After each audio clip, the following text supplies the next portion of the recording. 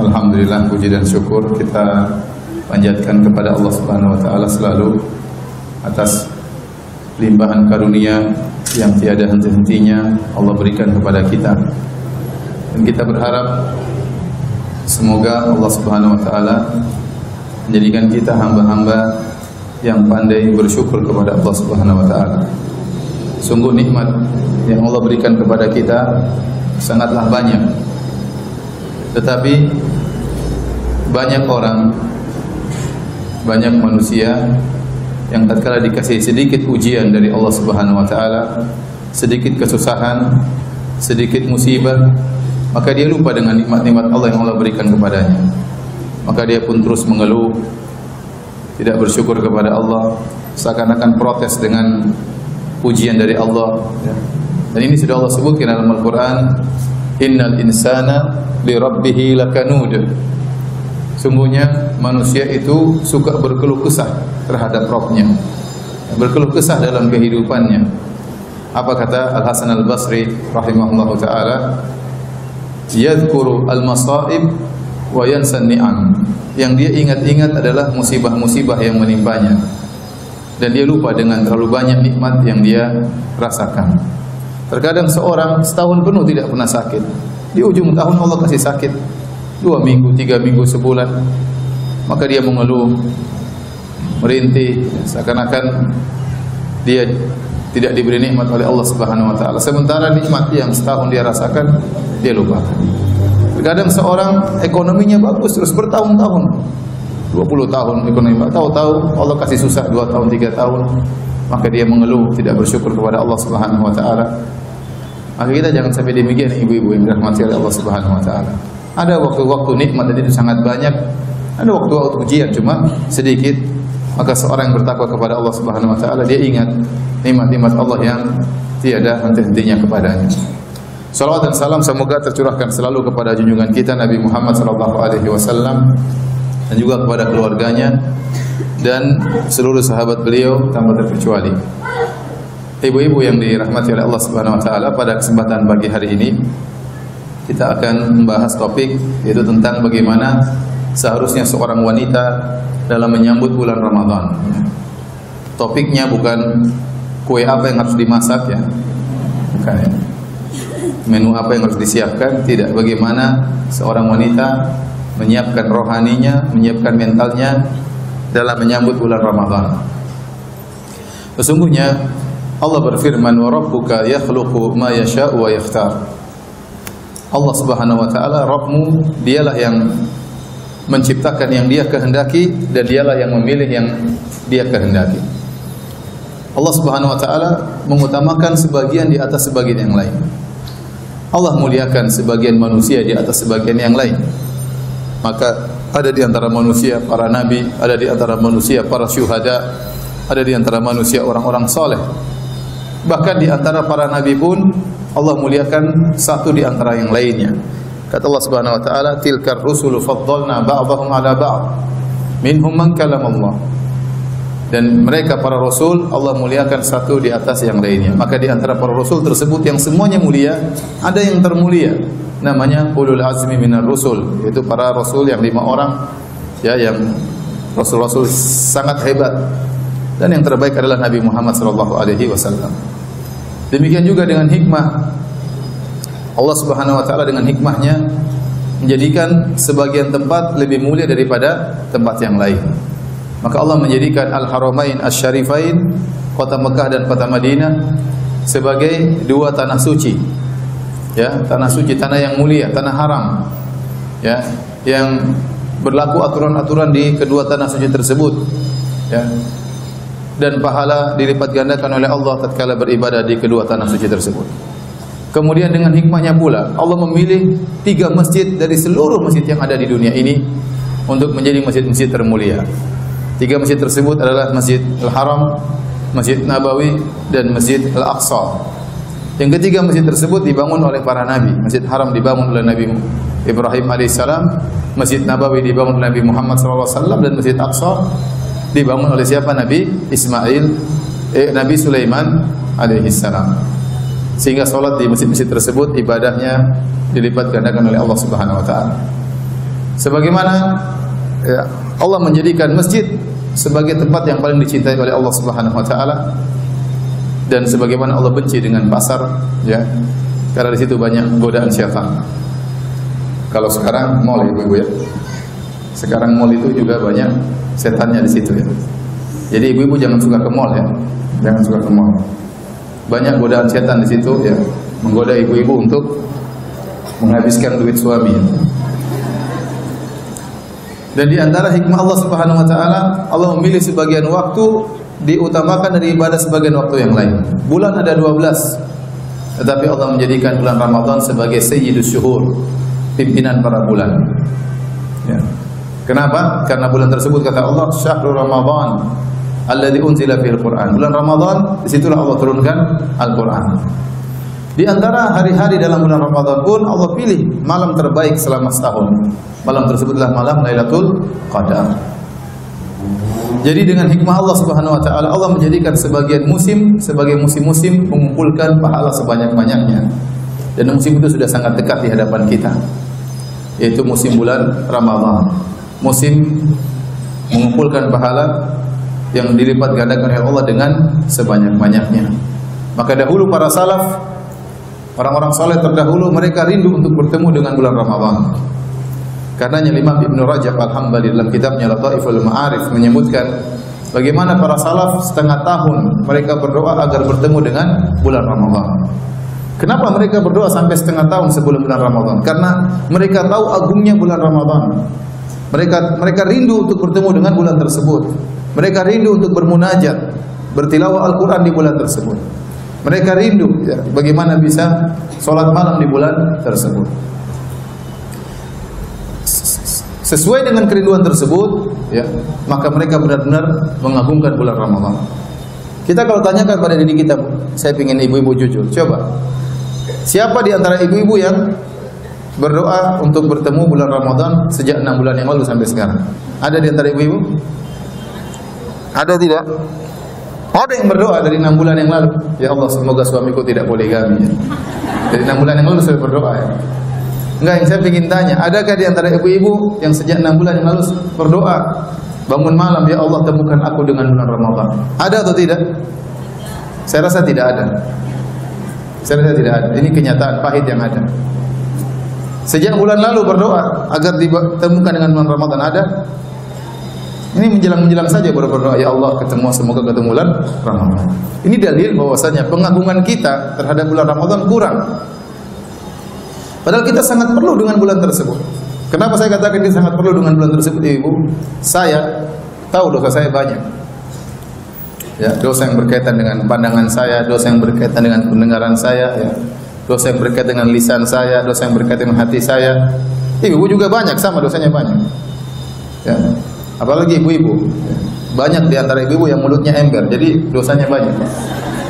Kalau ngomong sini, ngomongin ini, ngomongin sana, nukil berita sana, nukil berita sini, ya. Ya. Teriak-teriak di depan suami, bentak-bentak suami, nuntut-nuntut suami. Itu dosa atau tidak? Kok tidak semuanya bilang?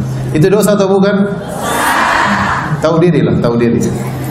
Jadi kita semua sadar. Saya sebagai laki, ibu sebagai istri pun demikian, tahu bahwasanya kita ini banyak dosa. Belum berkaitan dengan hati, ya. Suudzon kepada suami, suudzon kepada anak-anak, suudzon kepada orang tua, dengki kepada tetangga, hasad kepada tetangga, ya. Ini semua dosa. Kita sedang menanti datangnya bulan yang menjanjikan ampunan. Bulan tersebut bulan Ramadan. Kita semua sadar selama setahun kita telah menumpuk, ya, tabungan dosa kita sudah banyak dan bertumpuk. Kita rindu ingin bertemu dengan bulan Ramadan yang menjanjikan ampunan. Dari sini kita tahu bagaimana para salaf sangat rindu bertemu dengan bulan tersebut. Seharusnya kita pun harusnya lebih rindu daripada mereka. Karena dosa kita lebih banyak daripada para salafus saleh. Baik, ibu yang dirahmati oleh Allah Subhanahu wa taala. Terlalu banyak dalil yang menjelaskan bahwasanya Ramadan adalah bulan ampunan. Bulan dibebaskan dari neraka jahanam. Bulan dilipat gandakannya pahala. Ketika bulan Ramadan tiba, maka Rasulullah SAW memberi kabar gembira kepada para sahabatnya. Kata Rasulullah SAW, "Atakum Ramadan syahrun mubarak." Telah datang kepada kalian bulan Ramadan, dan inilah bulan yang penuh berkah. Nabi menamakan bulan tersebut dengan bulan apa? Berkah. Tatkala Nabi menamakan bulan itu berkah, berarti kebaikan banyak berkumpul di situ. Karena tidaklah sesuatu dikatakan berkah kecuali banyak kebaikan dan menetap. Tatkala Nabi menamakan bulan tersebut bulan berkah, berarti banyak pahala yang disiapkan, banyak kebaikan. Orang bisa merubah jalan hidupnya dengan bulan tersebut. Seorang laki yang tadi tukang maksiat bisa berubah menjadi seorang lelaki yang soleh. Seorang istri yang tadinya suka membantah suami bisa berubah menjadi istri yang soleha. Seorang wanita yang tadinya malas baca Quran bisa berubah cara hidupnya kalau dia benar-benar manfaatkan bulan tersebut. Banyak orang berubah jalan hidupnya dengan bulan Ramadan.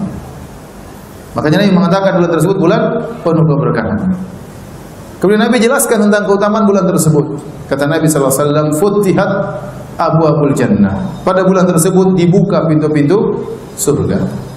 Artinya apa? Pintu surga dibuka, seakan-akan merayu manusia, ayo kalau masuk surga mudah. Allah bukakan, ini berarti isyarat bahwasanya mudah masuk surga. Belum masuk memang, tapi pintunya sudah dibuka. Pintu istana di surga sudah dibuka, pintu-pintu surga sudah dibuka, tinggal masuk. Maka semangatlah beribadah pada bulan tersebut. Wa ghulliqat abwabun niran, dan pada bulan tersebut pintu-pintu neraka ditutup, menunjukkan Allah lagi tidak marah, Allah lagi tidak murka. Allah lagi menebar rahmat. Allah lagi mengobral pahala. Kemudian Nabi SAW juga menyampaikan, ya, wa sufidati syayatin, pada bulan tersebut setan-setan dibelenggu. Bayangkan, jadi Allah Subhanahu wa taala mengkondisikan bulan Ramadan agar hamba-hambanya mudah untuk beribadah. Di antara pengkondisian tersebut agar hamba-hambanya mudah beribadah, tidak banyak diganggu, Allah membelenggu para setan. Tentunya setan dari kalangan jin terbelenggu. Sehingga tatkala mereka terbelenggu, mereka tidak leluasa untuk menggoda. Bukan cuma itu, kata Nabi SAW, wa yunadil munadi, dan ada yang menyeru, ya baghiyal khairi aqbil wa ya baghiyasy syarri aqsir, wahai pencari kebaikan semangatlah, wahai pencari keburukan berhentilah. Jadi ada suara yang menyuruh hati kita untuk semangat beribadah. Kemudian Allah siapkan setiap malam, Allah akan mencatat hamba-hambanya yang terlepaskan, terbebaskan dari neraka jahanam. Kata Nabi SAW, walillahi utaqa'u minan niran wa dzalika kullal lailah. Kata Nabi, dan setiap malam ada hamba-hamba Allah yang tercatat terbebaskan dari neraka jahanam. Dan itu berlaku setiap malam. Itu berlaku setiap malam. Maka ibu yang dirahmati oleh Allah Subhanahu wa taala, berusahalah beribadah. Semoga sejak malam pertama ibu-ibu sudah dicatat oleh Allah, ini terbebaskan dari neraka jahanam. Ya. Sejak malam pertama. Kalau ternyata malam pertama kita kurang semangat, belum tercatat oleh Allah terbebaskan dari neraka jahanam, masih ada malam kedua. Kalau belum lagi masih ada malam ketiga, sampai malam ke-29, masih sampai malam ke-30, luar biasa. Siapa yang tidak ingin dibebaskan dari neraka jahanam? Kemudian pahala dilipat gandakan oleh Allah Subhanahu wa taala. Jadi Ramadan dikondisikan oleh Allah Subhanahu wa taala. Nah, barang siapa yang bertemu bulan tersebut ternyata tidak diampuni oleh Allah, ini hamba yang sangat celaka. Makanya suatu hari Nabi sallallahu alaihi wasallam naik di atas mimbar. Waktu naik tangga yang pertama, Nabi berkata amin. Naik tangga kedua, Nabi berkata amin. Naik tangga ketiga, Nabi berkata amin. Maka para sahabat mendatangi Nabi. Mereka berkata, sami'naka taqul amin 3 marrat. Ya Rasulullah, kami mendengar engkau mengucapkan amin sampai 3 kali, ada apa gerangan? Maka Nabi jelaskan, falamma raqaitu darajatal ula, tatkala saya naik di tangga pertama, ya, maka Jibril berkata, ya, sungguh celaka raghima anf man adraka abawaihi ahadahuma aw kilaihima indal kibar falam yadkhulul jannah. Celaka seorang yang masih bertemu dengan kedua orang tuanya di masa jompo, salah satunya masih hidup atau dua-duanya masih hidup, kemudian dia tidak bisa masuk surga. Ini hamba yang celaka. Kenapa dikatakan hamba ini celaka? Karena sebenarnya kesempatan masuk surga sangat mudah. Anda tinggal berbakti sama orang tua masuk surga. Apalagi masih ada 2 orang tua masih hidup, pintu surga Allah buka lebar-lebar, tinggal berbakti masuk surga. pahalanya besar, jauh lebih banyak daripada ibadah-ibadah yang lain. Namun ternyata dia tidak memanfaatkan kesempatan tersebut. Maka hamba ini celaka. Kesempatan dibuka tiap hari untuk berbakti kepada orang tua tidak dia manfaatkan. Maka celaka orang ini. Falamma raqaitu darajatal ula, maka kata Jibril, katakanlah amin wahai Muhammad. Maka Rasulullah berkata amin. Falamma raqaitu darajatas tsaniyah, tatkala saya naik di tangga yang kedua, Jibril berkata, raghima anf man adraka Ramadan fansalakha wa falam yughfar lahu. Celaka bagi seorang yang bertemu dengan bulan Ramadan, kemudian bulan Ramadan lewat berlalu dan dia tidak diampuni. Katakanlah amin wahai Muhammad. Kata Rasulullah SAW, amin. Kenapa dikatakan celaka? Karena orang yang tidak diampuni di bulan Ramadan itu orang terlalu parah, kebangetan. Itu wanita kurang ajar seperti tidak diampuni oleh Allah Subhanahu wa taala. Wanita biadab, wanita brengsek. Tidak bisa diampuni di bulan Ramadan. Kenapa? Allah sudah siapkan, Allah sudah kondisikan 30 hari, masa satu malam tidak bisa diampuni oleh Allah Subhanahu wa taala. Sementara ada 30 hari, dia lalai selama 30 hari. Tersibukkan dengan dunia, tersibukkan dengan maksiat, tersibukkan hal-hal yang tidak bermanfaat. 30 hari lewat, dia tidak diampuni. Ini wanita yang celaka atau lelaki yang celaka. Maka ibu yang dirahmati Allah Subhanahu wa taala, di hadapan kita cuma dua pilihan, tidak ada pilihan ketiga. Bahagia atau sengsara, itu saja. Tidak ada orang bilang Ramadan lewat, saya biasa-biasa saja, tidak sengsara, tidak bahagia. Tidak.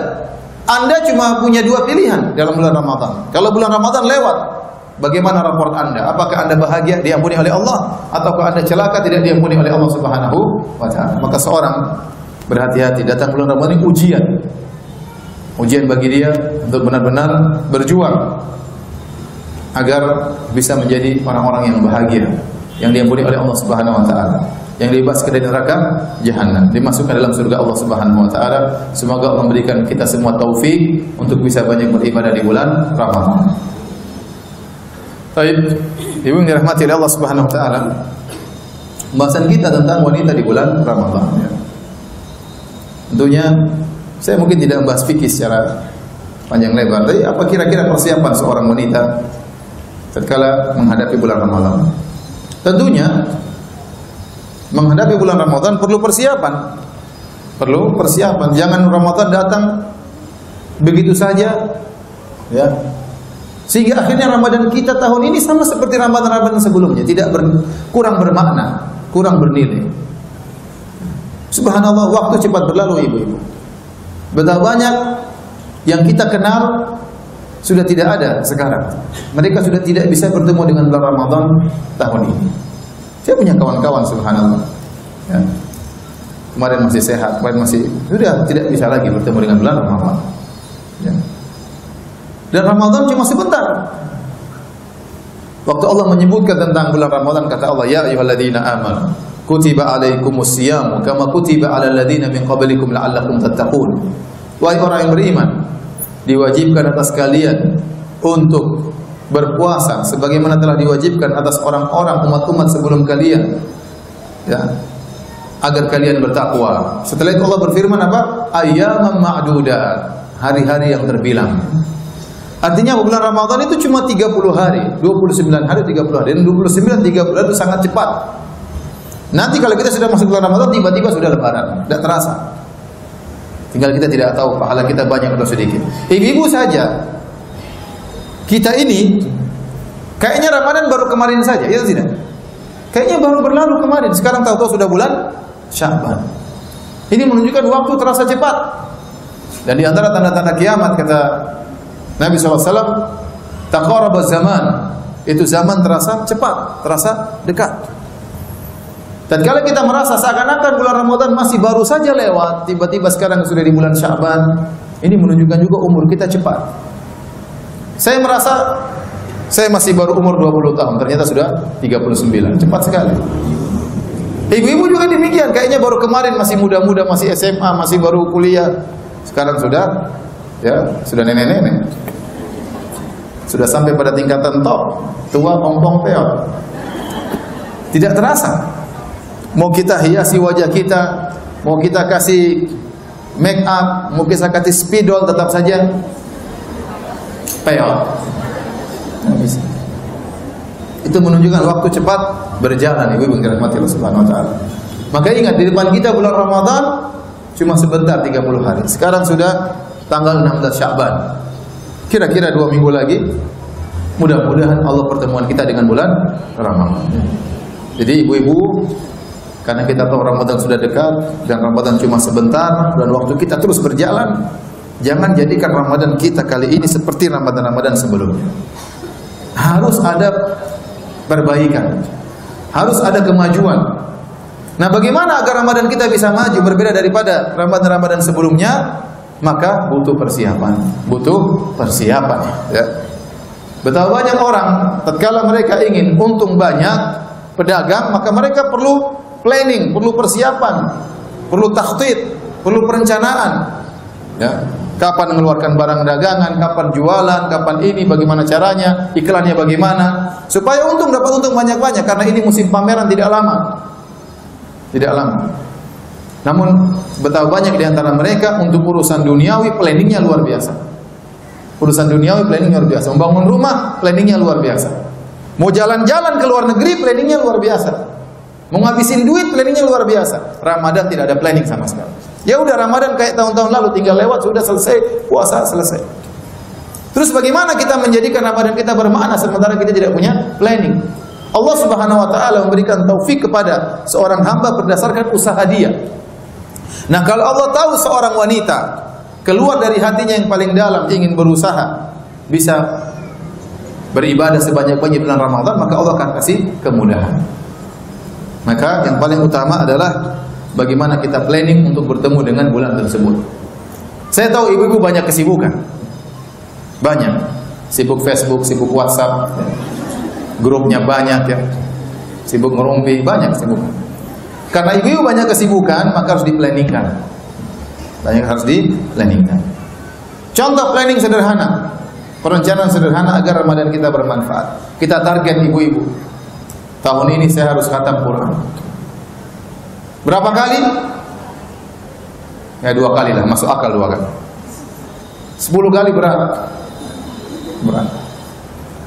Berarti kalau 10 kali mau khatam Quran, berarti 1 hari harus 10 juz. Kuat atau tidak? Kita nggak usah muluk-muluk. 10 juz repot. Kecuali mungkin masih gadis ya.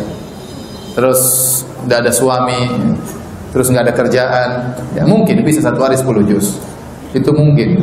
Tapi kalau ibu seperti ini sudah pada tua-tua semua ya, kerjaan ya, repot, urusan banyak, anak banyak ya, mau 10 juz susah. Jadi saya bilang ibu-ibu, saya taruhlah planning 2 juz, insya Allah ya, insya Allah.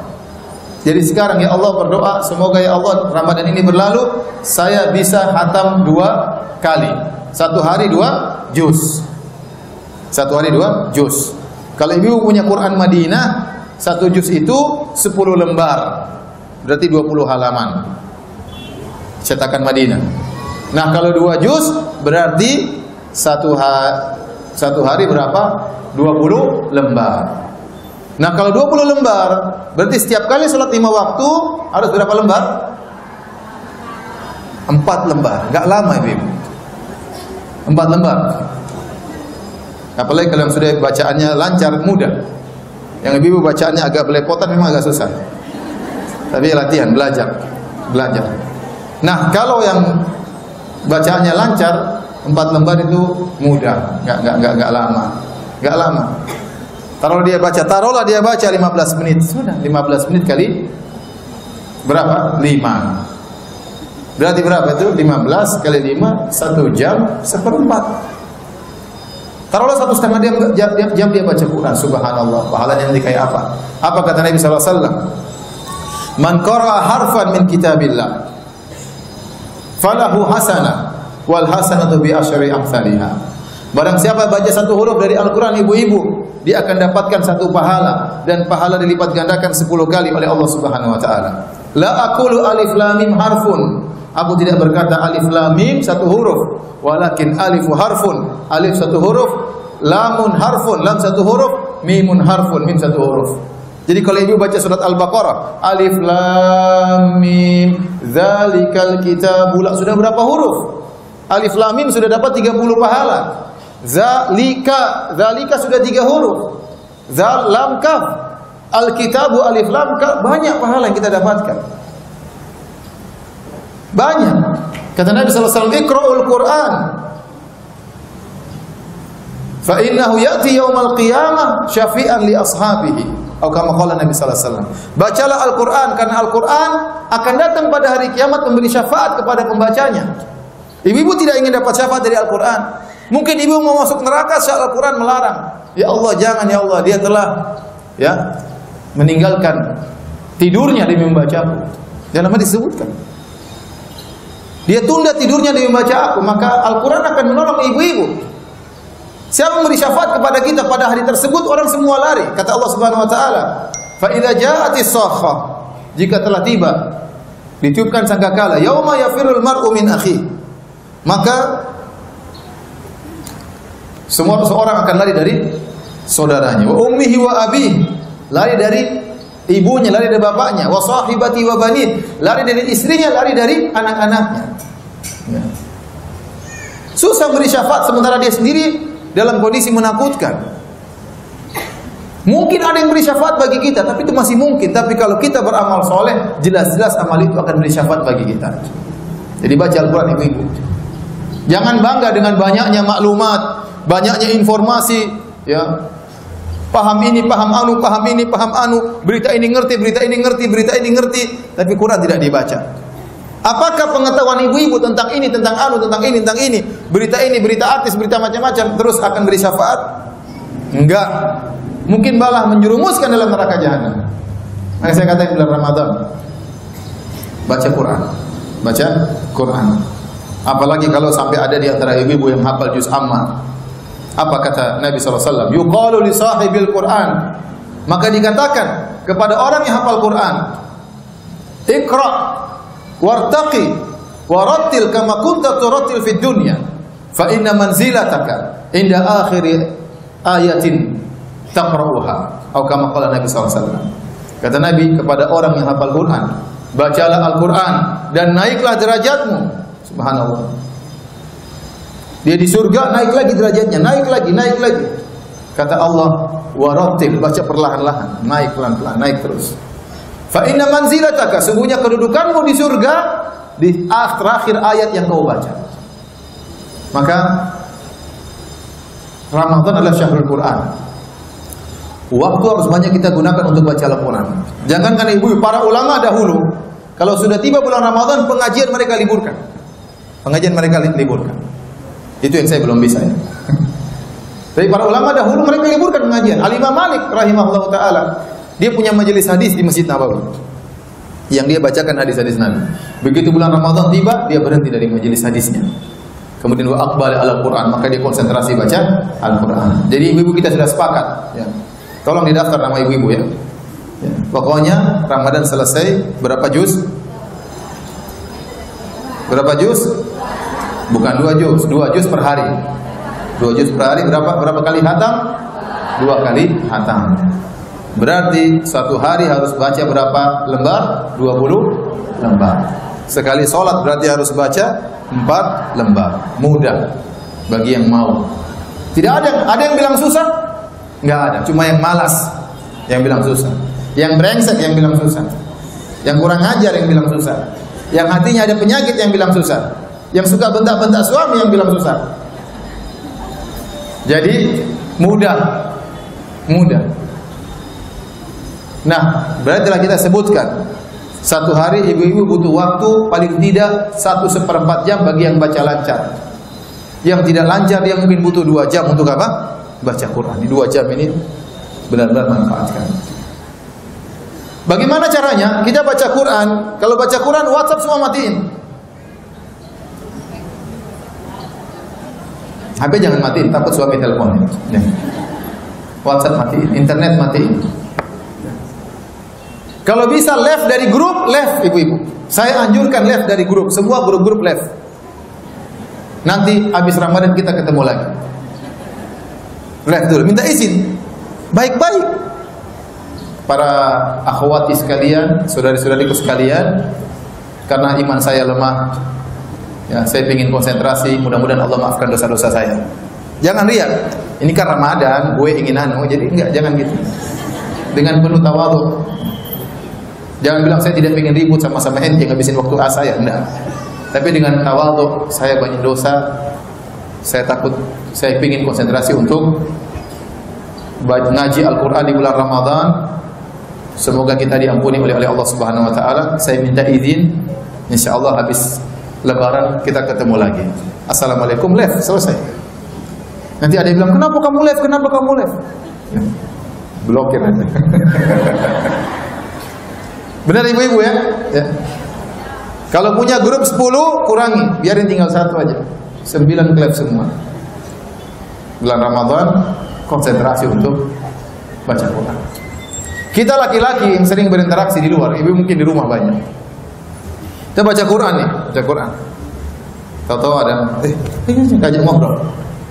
Kalau ibu-ibu diajak ngobrol, sebentar saya lagi belum selesai. Mohon maaf ya, saya belum selesai. Suami bilang sesuatu, Mas, boleh nggak saya selesaikan Mas? Bentar lagi Mas, sebentar. Iya bacain cepat, iya Mas, sebentar ya baca. Anak-anak lagi nagung kita sebentar. Nah, ibu lagi belum selesai, sebentar lagi. Mau minta ini sebentar, nanti mama bikinin sebentar. Mama mau selesai dulu. Tunjukkan pada suami, tunjukkan pada anak-anak bahwasanya kita lagi pelit waktu. Kenapa ini bulan Ramadan? Detik-detik dalam bulan Ramadan itu bermakna. Berkaitan dengan dunia kita, berkaitan dengan akhirat kita. Tidak semua orang bertemu dalam bulan Ramadan pada tahun ini. Kita diberi kesempatan manfaatkan waktu dengan sebaik-baiknya. Jangan sekali-sekali memutuskan pembicaraan ibu dengan Allah diputuskan gara-gara ingin bicara dengan manusia yang lain. Jangan. Kasih waktu. Kalau habis assalamualaikum, sholat sunnah ba'diyah, baca Quran. Nah, baca 15 menit selesai, alhamdulillah sudah target tercapai. Kalau ternyata ada halangan, asar nggak bisa target, selesai, nanti di rapel maghrib atau isya. Harus selesai sebelum tidur. Harus selesai sebelum tidur. Sungguhnya orang yang sering baca Quran itu orang yang bahagia. Orang yang bahagia. Kata Allah tentang Al-Quran, wa shifaa'un lima fis sudur. Al-Quran itu adalah obat bagi hati manusia. Banyak orang mencari kebahagiaan, mereka cari di Facebook, mereka cari di WhatsApp, mereka cari di YouTube, mereka tidak temukan kebahagiaan itu. Mau bahagia baca Quran. Semakin Anda cinta dengan Al-Quran, semakin bahagia. Semakin bahagia. Semakin anti jauh dari Al-Quran, semakin gersang hati anti. Makanya di antara doa Nabi SAW untuk menghilangkan kesedihan. Apa kata Nabi SAW? Allahumma inni abduk, ibnu abdik, ibnu amatik, nasiyati fi yadik, madin fiya hukmuk, adlun fiya qada'uk, as'aluka bi kulli ismin huwa lak sammaita bihi nafsaka wa anzaltahu fi kitabik aw 'allamtahu ahadan min khalqik aw ista'tharta bihi fi ilmi al-ghaib 'indak an taj'al Qur'an rabi'a qalbi wa nura sadri wa dhahaba ghammi wa jala'a huzni. Nabi berdoa yang intinya, ya Allah, aku adalah hamba-Mu, aku adalah hamba dari anak dari hamba-Mu, aku adalah anak dari hamba perempuan-Mu, yaitu ibuku, ya. Kemudian ubun-ubunku berada di tangan-Mu, berlaku hukum-Mu pada diriku, keputusan-Mu selalu adil pada diriku, maka aku mohon kepada Engkau dengan bertawassul dengan seluruh nama-Mu yang terindah, ya.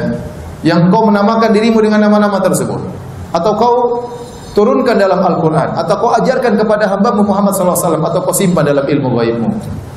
Aku mohon kepada Engkau anta ja'alal Qur'ana rabi'a qalbi, agar Kau menjadikan Al-Quran sebagai penyujuk hati. Jadi Al-Quran itu penyujuk hati. Wa nuru sadri, dan menjadi cahaya bagi dadaku.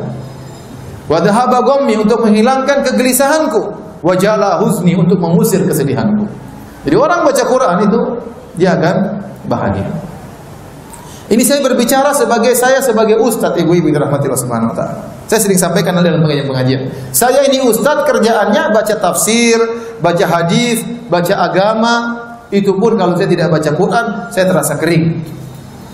Apalagi yang ibu-ibu bacaannya menu makanan, kemudian model-model tas, kemudian apalagi make up, obat-obat langsing, apalagi dibaca?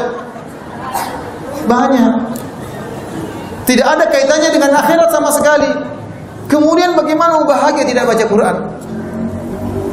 Mustahil mau bahagia kalau tidak baca Quran. Iya, senang dapat tas baru, itu bukan kebahagiaan, itu kesenangan, ada kelezatan, iya, tapi itu bukan bahagia. Bahagia tempatnya di hati. Maka ibu yang dirahmati Allah Subhanahu wa taala, yang paling penting menghadapi bulan Ramadan punya target. Kalau ibu nggak punya target, sudah ibu nggak akan khatam. Percuma. Jadi harus ditargetkan. Kalau bisa, kalau perlu ngobrol sama suami, Mas, bulan Ramadan ini saya punya target, ingin khatam berapa juz? 2 juz. Kalau suami bilang jangan 2 juz, kebanyakan, 1 juz aja. Ya udah, enggak apa-apa, 1 juz saja. Tapi janji Mas ya, saya harus khatam ya. Kalau kita bisa tambah-tambah, alhamdulillah. Tapi bikin kesepakatan sama suami agar kita benar-benar bisa khatam Quran. Kita seorang muslim, wanita muslimah, masa seumur hidup tidak pernah khatam? Ingin khatamlah. Sekali, 2 kali, setahun sekali bulan Ramadan khatam. Ini muslimah kayak gimana? Muslimah kayak gini. Cerita bobo khatam. Sinetron khatam. Apalagi yang khatam? Berita artis khatam. Kemudian Al-Quran tidak pernah khatam. Baik. Ini yang paling penting. Kemudian perkara yang berikutnya ibu dirahmati Allah Subhanahu wa taala. Ingatlah bahwasanya tatkala kita berpuasa, tujuan utama adalah untuk meraih ketakwaan. Itu tujuan utama. Karena Allah berfirman, "Ya ayyuhalladzina amanu, kutiba alaikumus shiyam kama kutiba alal ladzina min qablikum la'allakum tattaqun." Wahai orang yang beriman, diwajibkan atas kalian berpuasa sebagaimana telah diwajibkan atas umat-umat sebelum kalian, la'allakum tattaqun, agar kalian bertakwa. Jadi itu tujuan utama puasa, agar bertakwa. Nah, dari situ kita tahu bahwasanya seorang berpuasa tidak boleh hari-harinya sama seperti hari-hari biasa. Rasulullah SAW ingatkan, Anda sedang berpuasa. Kalau Anda sedang berpuasa, argo pahala sedang jalan ini. Dari sejak sahur sampai berbuka, argo pahala apa? Jalan. Maka jaga kondisi Anda tatkala sedang berpuasa. Jaga kondisi anti tatkala sedang berpuasa. Apa kata Nabi SAW dalam Sahih Al-Bukhari? Fa idza kana yaumu siyami ahadikum fala yarfuth wala yaskhab wala yajhal. Fa in sabahu ahadun aw qatalahu falyaqul inni mru'un sha'im. Kata Nabi, kalau kalian sedang berpuasa, kalau salah seorang dari kalian sedang berpuasa, maka jangan dia berkata-kata kotor, jangan dia melakukan yaskhab, itu teriak-teriak seperti orang jahil, seperti orang tidak berpendidikan, ya. Teriak-teriak, ngapain teriak-teriak? Wala yaskhab, jangan teriak-teriak. Wala yajhal, jangan melakukan hal yang bodoh, jangan bermaksiat. Wa in sabahu ahadun aw qatalu, kalau ada orang maki dia, ada orang ngajak berantem, falyaqul inni mur'un sha'im, katakanlah saya sedang puasa. Kadang kita di grup ada yang nyindir kita, terkadang ada yang ngejek kita, terkadang yang caci maki kita. Jangan terpancing, kita sedang berpuasa. Ada ibu-ibu ngajak kita berantem, jangan dilayani. Kita bilang kita sedang berpuasa. Kalau mau berantem nanti habis maghrib, habis buka. Jangan ya, enggak, bercanda aja. Jadi jangan dilayani. Terkadang masalah tersebut timbul dari kerabat. Kita lagi ini tahu-tahu kerabat WA menyakitkan, adik kita WA menyakitkan, kakak kita WA menyakitkan, tante kita. Jangan terpancing, kita sedang berpuasa. Ini ujian dari Allah Subhanahu wa taala. Ingin pahala kita sempurna enggak? Kalau ingin jangan terpancing. Dan ada aja godaan. Jangan disangka kemudian kita lewat Ramadan tanpa godaan sama sekali. Pasti ada godaan. Pasti ada godaan. Maka jangan terpancing ikut balas, jangan terpancing untuk emosi, jangan terpancing untuk balas makian, jangan terpancing untuk balas tuduhan. Santai aja. Kita sedang diuji oleh Allah Subhanahu wa taala. Jadi tidak boleh hari puasa kita sama seperti hari biasa, enggak boleh. Enggak boleh. Karena tujuan kita berpuasa meraih ketakwaan. Kalau hanya sekedar yang puasa perut, tidak makan, tidak minum, maka semua orang bisa. Maka ingat, anggota tubuh kita yang lain juga harus berpuasa. Apa kata Jabir bin Abdullah radhiyallahu taala anhu? Fa idza sumta, kalau kau berpuasa, falyasum sam'uka wa basaruka wa lisanuka. Kalau kau sedang berpuasa, matamu juga harus puasa. Pendengarmu juga harus puasa, lisanmu juga harus puasa. Sebagian orang berpuasa matanya tidak dia jaga, jelalatan, lihat sana lihat sini. Lihat-lihat hal yang haram. Akhirnya pahala puasanya kena roaming. Terkadang roaming lokal, terkadang roaming interlokal, cepat habis. Terkadang roaming internasional, langsung habis puasa pahalanya. Hati-hati. Jaga pendengaran, jangan dengar-dengar ghibah, jangan dengar-dengar ngerumpi. Kalau lagi ngobrol ada perempuan teman mulutnya ember ngerumpi terus, tinggalin dia. Jangan nekat duduk sama dia kalau ternyata omongannya selalu menjelek-jelekan orang lain, tinggalin. Saya ingin puasa saya belum tentu bisa puasa lagi tahun depan. Apalagi wajah sudah keriput, belum tentu masih hidup tahun depan. Saya tidak mau merusak puasa saya. Kita bilang assalamualaikum, ada keperluan. Kenapa Mbak? Saya ada keperluan, mohon maaf. Kenapa kita terjebak dengan majelis ghibah? Meskipun kita tidak ghibah, kita tidak jaga telinga kita, akhirnya apa? Kena roaming. Kena roaming. Jadi kata Jabir bin Abdullah, hendaknya kalau kau sedang berpuasa, matamu puasa, pendengaranmu puasa, lisanmu puasa. Lisanmu puasa. Ya. Jangan ghibah, jangan namimah. Bahkan kata Jabir, wada angka adzal jar, jangan kau ganggu tetanggamu tatkala sedang berpuasa. Bukan berarti kalau habis lebaran boleh ganggu, enggak. Hati-hati. Ini semua dilarang di luar bulan Ramadan, apalagi bulan Ramadan. Wala taj'al yauma shaumika wa yauma fitrika sawaan. Kata dia, jangan kau jadikan hari puasamu dengan hari tidak puasa sama saja. Itu berarti orang tidak puasa. Sama seperti kalau kita lagi haji, lagi umrah, sering para ulama menasihati. Kalau sedang ihram, hati-hati. Jangan seperti orang hari biasa. Kita sedang pakai pakaian ihram, sedang memakai pakaian terhormat. Maka jaga dirimu. Sama kalau kita puasa, kita sudah tadi sahur. Kita sedang dalam kondisi terhormat, argo pahala jalan. Sampai kita berbuka. Maka jaga pahala kita. Makanya barang siapa yang berpuasa, ternyata dia bermaksiat, maka pahalanya kena roaming atau bahkan bisa hilang pahalanya. Kata Nabi sallallahu alaihi wasallam, "Rubba sha'imin laisa lahu min siyamihi illa al-ju' wal 'atash." Betapa banyak orang yang berpuasa, dia tidak meraih dari puasanya kecuali lapar dan dahaga. Rubba qa'iman laisa lahu min qiyamihi illa sahar wa ta'ab. Betapa banyak orang yang salat malam, dia tidak meraih dari salat malamnya kecuali hanya begadang dan letih. Ini dalil bahwasanya ada orang-orang yang berpuasa tidak dapat pahala, ada. Nabi yang bilang. Makanya Rasulullah SAW mengatakan, "Man lam yada' qaula zur wal jahla wal amala bihi, falaysa lillahi hajatun fi ayyada at'ama wa syarabahu." Barang siapa tatkala berpuasa, dia tidak meninggalkan kedustaan, dia tidak meninggalkan maksiat, maka Allah tidak butuh laparnya dan Allah tidak butuh dahaga, rasa hausnya, dahaganya. Jadi ibu rahmat Allah Subhanahu wa taala, lagi puasa jaga diri, jaga lisan, jaga pandangan, jaga pendengaran. Ya, makanya saya bilang kurangi nonton TV. TV itu banyak berita-berita ghibah, banyak. Bukan cuma ghibah, terkadang kedustaan disebarin. Ini begini, belum tentu benar. Antum nonton berita, ibu nonton berita ternyata si fulan ketangkap karena begini-begini. Benar belum? Apa pasti benar? Belum tentu. Bisa jadi orang itu orang baik dijebak, bisa jadi. Terus kita ikut-ikut dengar fitnah tersebut.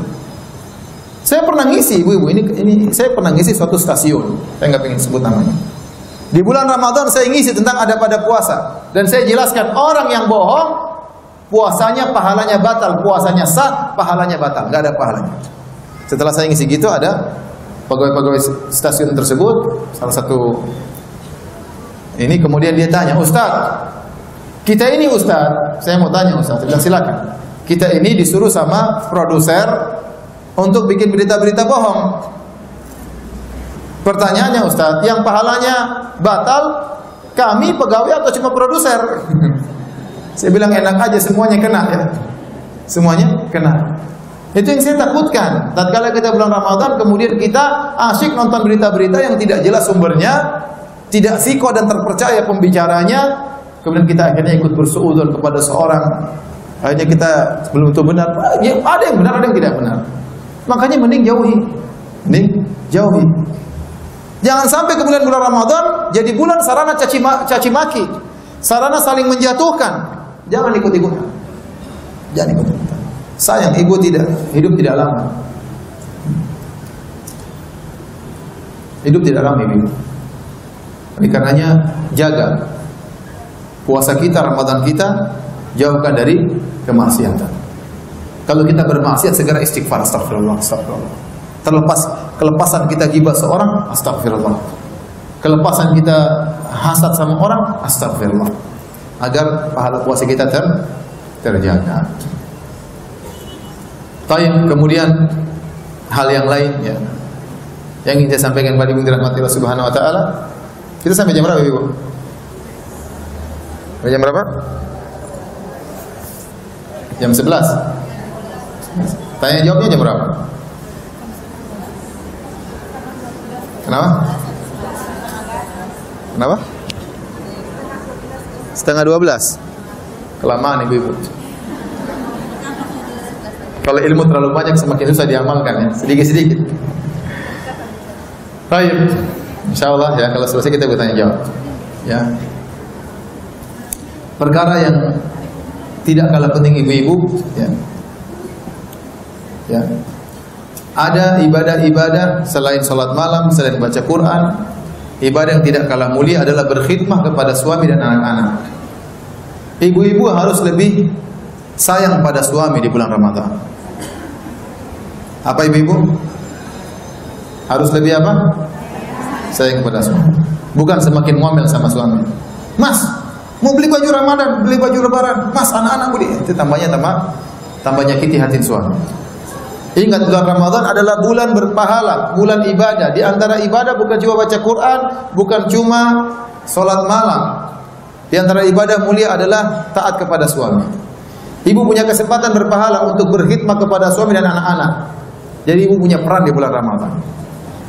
Suami ramah sama suami. Semangati suami untuk sholat malam. Semangati anak-anak untuk bangun, untuk sahur, sholat malam. Kasih hadiah buat anak-anak. Bilang sama suami, Mas, biar anak-anak semangat kita kasih hadiah. Siapa yang bulan ini khatam 1 juz dikasih sekian. Kalau khatam 2 juz kasih sekian.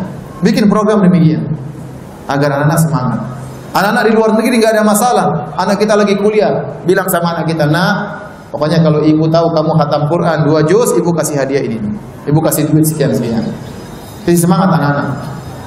Kapan lagi mereka mau belajar semangat kalau kita tidak yang memotivasi? Ya. Suami semangatin, suami untuk sholat malam. Kita pun juga semangat untuk sholat malam. Jadi punya peran terhadap keluarga. Kemudian juga semangati suami untuk bersedekah di bulan Ramadan. Dalam hadis kata Ibnu Abbas, "Kana Nabi sallallahu alaihi wasallam ajwadan nas." Rasulullah SAW adalah orang yang paling dermawan. Wa kana ajwadu ma yakun fi Ramadan. Dan Rasulullah SAW lebih dermawan lagi tatkala di bulan Ramadan. Jadi kalau biasa seorang bersedekah tiap bulan 200.000, bulan Ramadan harus lebih banyak. 400.000 kayak 2 kali lipat kayak 3 kali lipat kayak. Sisihkan uang untuk bersedekah pada bulan Ramadan. Ya. Jangan lupa mungkin kirim makanan ke tetangga. Jangan lupa untuk lebih banyak silaturahmi, telepon ibu. Gimana bu kabarnya? Kunjungi ibu. Bawa kue buat orang tua mumpung masih hidup. Ya. Jadi gunakan waktu Ramadan adalah untuk banyak beribadah. Dan benar ibu nanti ibu bisa rasakan waktu begitu cepat apa? Tiba-tiba selesai 30 hari. Ya. Kemudian jangan banyak ke mall ibu-ibu. Jangan banyak ke mall bulan Ramadan. Saya tidak mau lihat ibu-ibu 10 malam terakhir iktikaf di mall, enggak boleh. Karena banyak 10 malam terakhir ibu-ibu iktikaf di mall, banyak. Makanya harus ada planning yang matang. Bilang sama suami kalau ingin beli baju baru buat anak-anak sebelum 10 malam terakhir. Ajak anak-anak malam ke-17, malam ke-18 pergi ke mall cari baju. Sudah, pilih kamu baju baru, mumpung masih murah, nanti sebentar lagi mahal. Karena kalau sudah masuk 10 malam terakhir menjelang Lebaran, itu nanti semakin susah, waktu kita terbuang. Milih sana, milih sini, kira milih baju gampang, lama milih baju. Apalagi ibu kalau sudah milih, lama. Kalau bapak-bapak milih yang paling murah, tinggal ambil selesai. Ibu-ibu milih ini, warnanya lama. Makanya kalau bisa beli baju baru buat anak-anak, ini nggak apa-apa, menyenangkan hati mereka, agar mereka tahu bahwasanya Lebaran itu adalah suatu yang mulia dalam Islam. Belikan baju baru buat mereka, setelah itu simpan, nggak dipakai kecuali tatkala Idul Fitri. Kalau punya freezer, ini dilakukan di Arab Saudi. Saya waktu di Arab Saudi seperti itu. Kalau punya freezer besar, sebelum masuk 10 malam terakhir mau beli ikan banyak-banyak, beli daging banyak-banyak, beli sosis banyak-banyak. Nanti tiap hari tinggal masak. daripada ke mall lagi, keluar lagi, beli sedikit lagi, keluar lagi, habis waktu. Ini kalau punya freezer, kalau nggak punya ya sudah, bagaimana lagi. Oleh karenanya harus disiasati agar kita benar-benar memanfaatkan waktu kita di bulan Ramadan. Tapi Ibu yang dirahmati Allah Subhanahu wa taala, di terakhir saya akan bahas tentang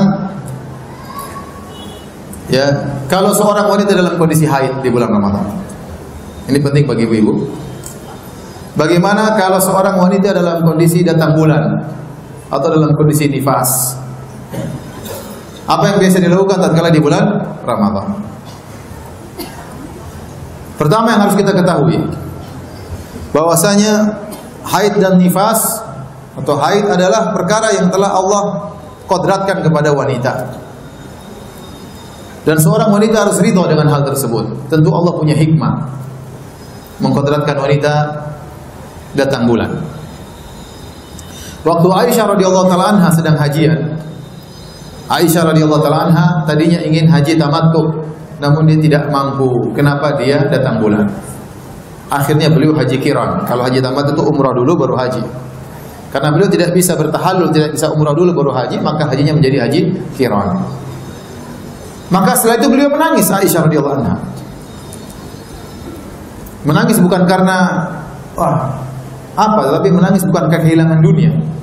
Tapi beliau menangis karena kehilangan kesempatan untuk bisa umrah. Maka Nabi SAW kemudian menghibur Aisyah radhiyallahu taala anha. Kata Nabi SAW, "Inna hadza amrun kataballahu ala banati Adam." Wahai Aisyah, namanya haid itu adalah perkara yang telah Allah kodratkan kepada putri-putri Adam. Ya.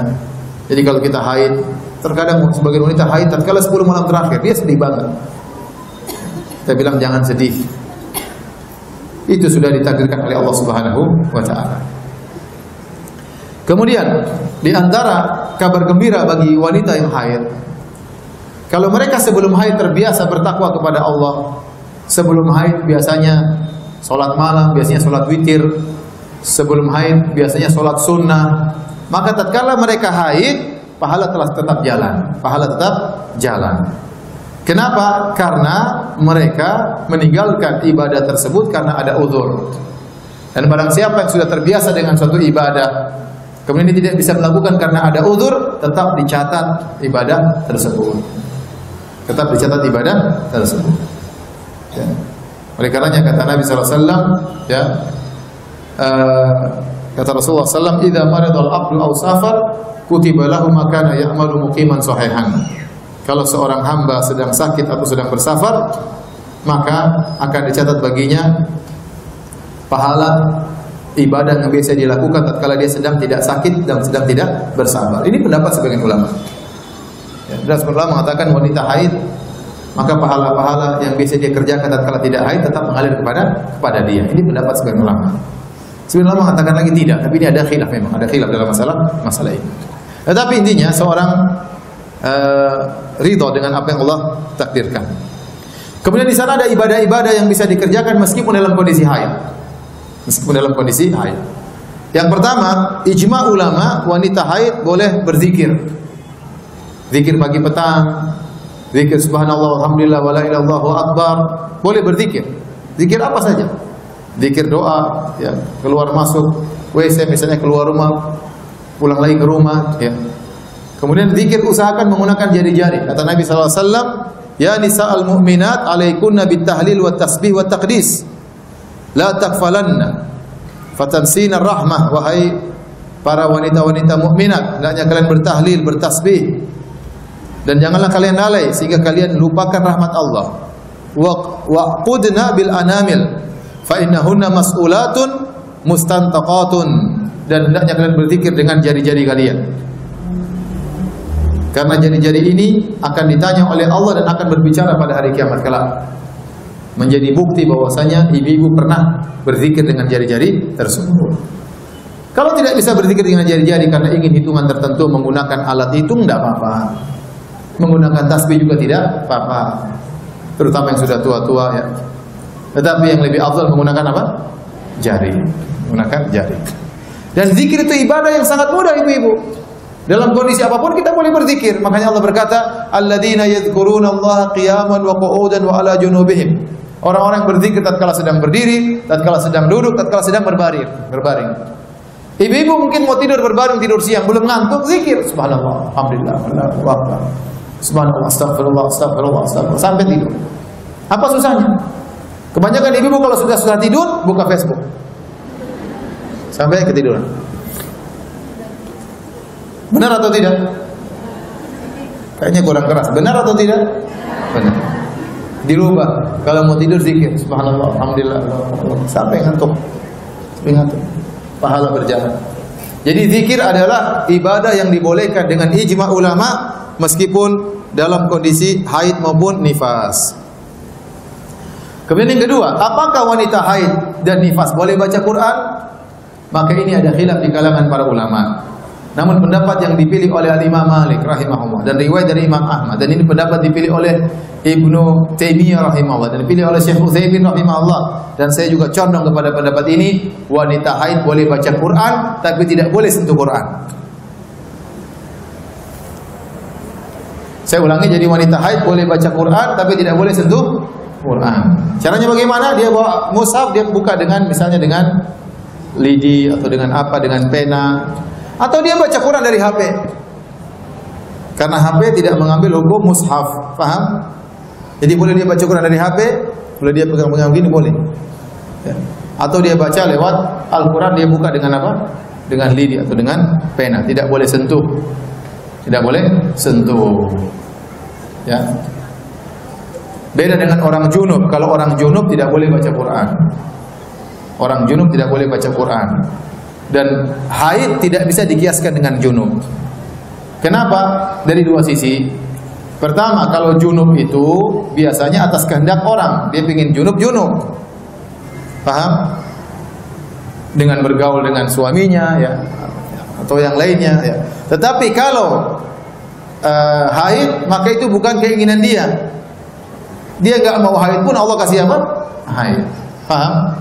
Ini perbedaan yang pertama. Perbedaan yang kedua, junub kalau mau dihilangkan mudah, tinggal mandi selesai. Junub sekarang 5 menit mandi selesai, sudah hilang junubnya. Kalau haid tidak bisa. Haid harus nunggu 7 hari, ada yang 8 hari, ada yang 9 hari, ada yang 10 hari. Maka dari situ kata para ulama, haid tidak bisa dikiaskan dengan junub. Kalau orang junub tidak boleh baca Quran, kalau haid boleh baca Quran. Jadi alhamdulillah target 2 kali khatam insyaallah bisa. Meskipun dalam kondisi haid bisa baca Quran. Tapi jangan disentuh. Kemudian juga tidak mengapa kalau mungkin lelah baca Quran, karena baca Quran ada kelelahan juga. Bisa dengar pengajian, bisa dengar murotal Al-Quran, ya. Bisa nonton ceramah-ceramah, ya. Bisa baca buku-buku yang bermanfaat. Ini juga menambah pahala. Bisa telepon orang tua waktu kosong nih. Telepon ibu, Bu gimana kabarnya? Ngobrol lah 15 menit. Bu gimana kabarnya? Gimana kesehatannya Bu? Siapa aja yang telepon Bu? Gimana kabarnya si fulan? Ngobrol aja, ngalur ngidul enggak apa-apa. Sama ibu, sama bapak juga. Pak gimana kabarnya? Bapak lagi sibuk. Oh gitu sudah. Matiin. Pokoknya ngobrol. Telepon anak-anak, silaturahmi. Karena ibu-ibu kalau suruh diam susah kayaknya. Ya udah, kalau nggak bisa diam, telepon sana telepon sini, nggak ada masalah. Itu pulsa habis pada tempatnya, nggak ada masalah. Apalagi sekarang pakai WhatsApp gratisan. Telepon anak, telepon kakak, telepon bibi, telepon tante, telepon bapak, telepon emak, telepon nenek, ya. Teleponin semuanya, tanya kabar-kabarnya.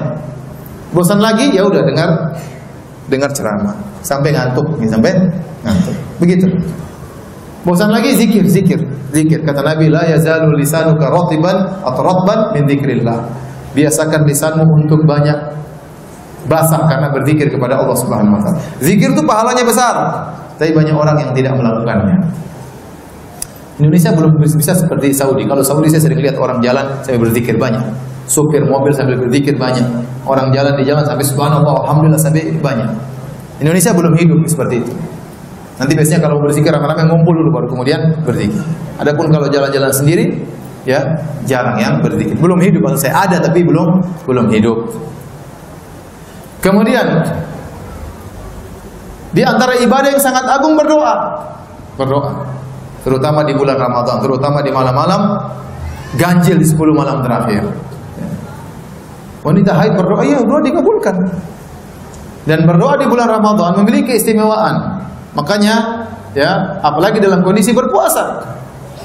Tidak berpuasa pun insya Allah dikabulkan doa, apalagi dalam kondisi berpuasa. Jadi wanita haid boleh berdoa. Ustaz, apakah wanita haid bisa meraih Lailatul Qadar? Jawabannya bisa. Lailatul Qadar yang terbaik dalam kondisi i'tikaf, dalam kondisi i'tikaf. Tapi seandainya tidak i'tikaf juga tidak mengapa. Ya, seandainya tidak i'tikaf juga tidak mengapa. Ya, tidak harus i'tikaf. Ya, maka dalam kondisi haid banyak berdoa. Makanya Aisyah radhiyallahu anha berkata kepada Rasulullah, "Ya Rasulullah, ara'ait law alimtu anna lailatul qadar, madza aqul?" Ya Rasulullah, bagaimana menurut Anda kalau saya tahu malam ini Lailatul Qadar, apa yang saya ucapkan? Kata Nabi, "Quli," katakanlah wahai Aisyah, "Allahumma innaka afuwun tuhibbul afwa fa'fu anni." Ya Allah, sungguhnya Engkau Maha Pengampun dan Engkau mencintai ampunan, maka ampunilah diriku.